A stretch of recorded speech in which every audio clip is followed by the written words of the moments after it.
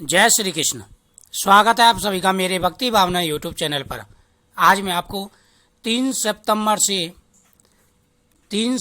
से 15 सितंबर तक का राशि फल बताऊंगा।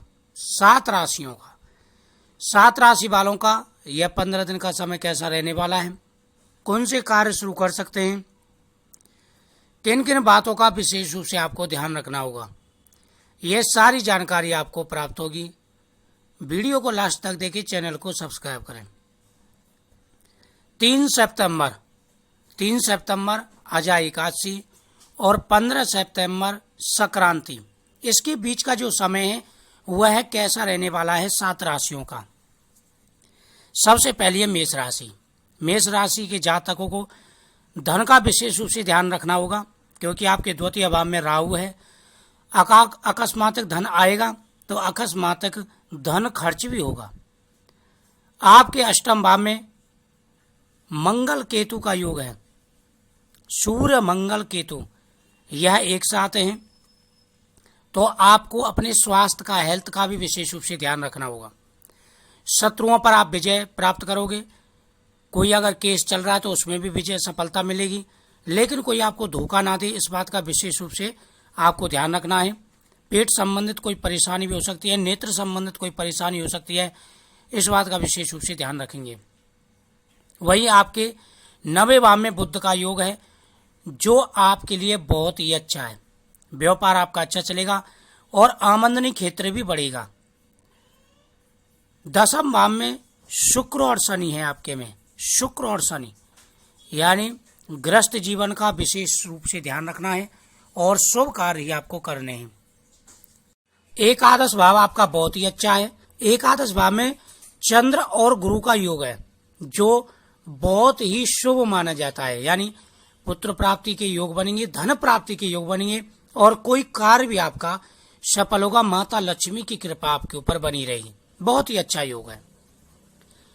दूसरी जो राशि है, विशेष ही शुभ राशि भी एक प्रकार से आप कह सकते हैं, वह कर्क राशि। कर्क राशि के 5वें भाव में पुरुष ग्रह योग है, जो बहुत ही अच्छा है, जिसे पुत्र प्राप्ति के योग बनेंगे। साथ ही विद्या क्षेत्र में, कला क्षेत्र में भी आपको सफलता मिलेगी। व्यापार आपका अच्छा चलेगा, लेकिन रुकावटें भी आ सकती हैं। विशेष रूप से ध्यान रखना है आपको, और शनिदेव की भी आराधना करनी है। आपके गृहस्थ जीवन पर शुक्र और शनि का प्रभाव है। आपके अष्टम भाव में चंद्र और गुरु का प्रभाव है, जिससे आपको विशेष ही सहयोग मिलेगा, स्वास्थ्य में लाभ मिलेगा। कुछ कार्यों में अड़चनें आ सकती हैं, तो कुछ कार्यों में आपको सफलताएं भी मिलेंगी। यह पीरियड जो आपका समय है, इसमें आपको कोई भी कार्य शुरू नहीं करना है। कोई नया कार्य शुरू नहीं करें। जहां पर आप नौकरी कर रहे हैं वह नौकरी करते रहें, जो कार्य आप कर रहे हैं वही आप करते रहें। अगली जो राशि है, तीसरी जो राशि है, वह सिंह राशि।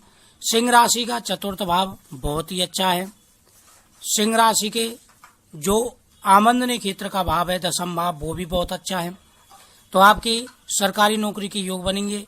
साथ ही आप जिस चीज के लिए ट्राई कर रहे हैं उसमें भी आपको सफलता मिलना शुरू हो जाएंगी। संतान धन का भी सुख मिलेगा। नवीन कार्य भी आपका शुरू होगा। कोई कार्य आप शुरू करना चाह रहे हैं तो थोड़े से इन्वेस्ट से आप शुरू कर सकते हैं। परिवार का विशेष रूप से ध्यान रखना है, साथ ही स्वास्थ्य का भी विशेष रूप से ध्यान रखें। अगली जो राशि है वह है कन्या राशि।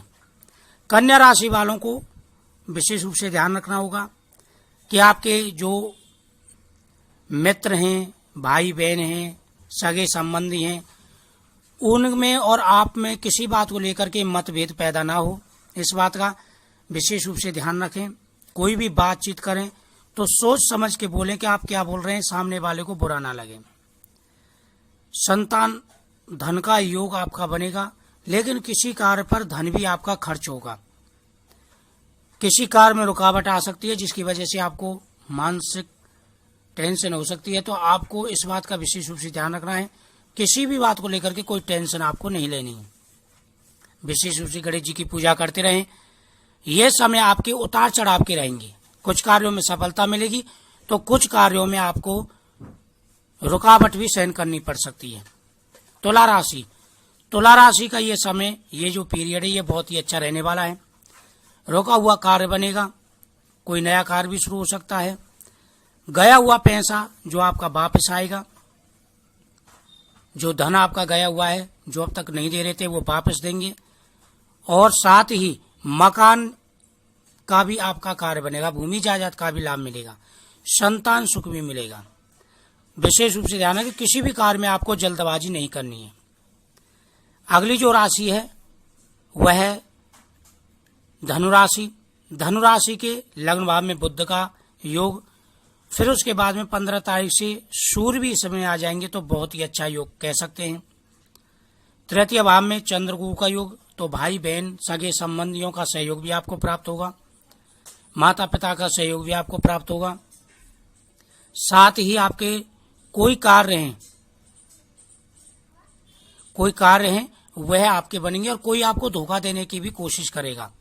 तो इस समय में आपको विशेष रूप से ध्यान रखना है और किसी की बातों में नहीं आना है। कोई भी कार्य करने हैं, कोई कार्य शुरू कर रहे हैं तो घर वालों की सहमति जरूर लें, उनके बिना सहमति से आप कोई भी कार्य शुरू ना करें।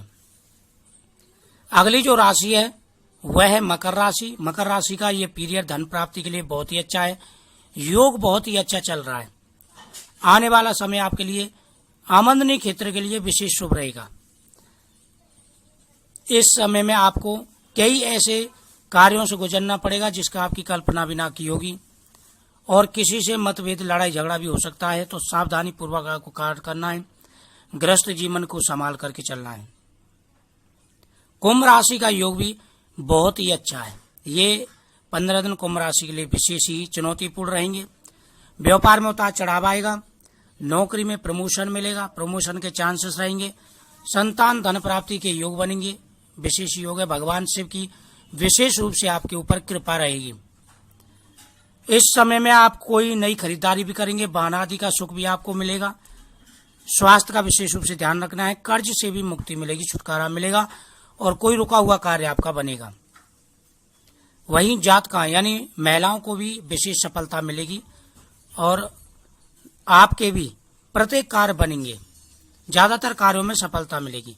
वहीं मीन राशि के लिए भी समय विशेष ही चुनौतीपूर्ण रहने वाला है। तृतीय भाव में राहु, जो आपके भाई बहनों के अंदर मतभेद पैदा कर सकता है। किसी भी असमंजस की बात को लेकर के, कोई बात ऐसी है जिसकी गलतफहमी हो, उसकी वजह से परेशानी आए। पुत्र धन का योग बनेगा और नए कार्य भी आपके प्रारंभ होंगे। तो भगवान शिव जी की पूजा करते रहें और इस वीडियो को ज्यादा से ज्यादा शेयर करें, चैनल को सब्सक्राइब करें।